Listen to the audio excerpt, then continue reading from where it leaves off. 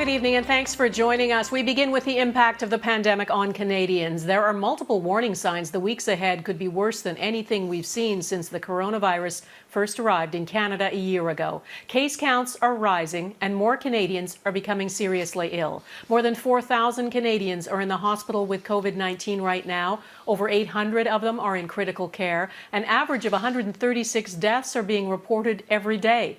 Ontario smashed its daily case record today, more than 4,200 new cases. A record 369 people are in intensive care in Ontario, 250 of them on ventilators. This is so serious. Matter of fact, this is the most serious situation we've ever been in, ever, since the beginning of this pandemic. It is a sign public health restrictions are not working. Premier Ford said further measures are coming, but he didn't spell out when or whether they'll include closing non-essential businesses and imposing a curfew. That's what Quebec has done. The 4-week lockdown and curfew begins there tomorrow. Manitoba has extended its strict lockdown for another 2 weeks. There is news tonight, too, about vaccines. Some premiers are warning about a looming shortage, and the federal government says it is trying to accelerate deliveries. David Akin has our top story tonight. All I need is vaccines. If there's one thing the federal government can do, and they're trying their best, we need more vaccines. Ontario's premier is not the only one pleading for more doses. Everyone is.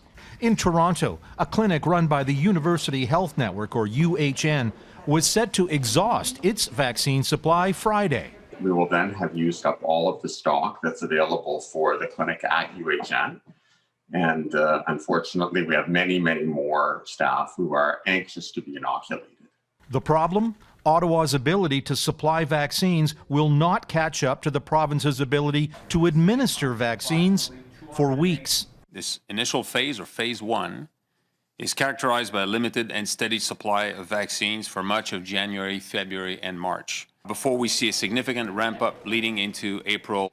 Canada should get 6 million doses by the end of March, but that's only enough to inoculate 3 million Canadians because both Moderna and Pfizer-BioNTech are 2-dose vaccines, and officials say it is crucial to reserve that second dose as per the manufacturer's recommendations. In terms of getting to that peak effectiveness levels, you do need the second dose. To pick up the pace of vaccine distribution, some of the vaccine candidates already purchased by the government have to get Health Canada approval. And if that does not happen, the government will not hit its target of inoculating everyone in Canada who wants a vaccine by September. So the numbers that we are using for our predictions are based on the assumption that the vaccines that we have procured will indeed be approved by Health Canada.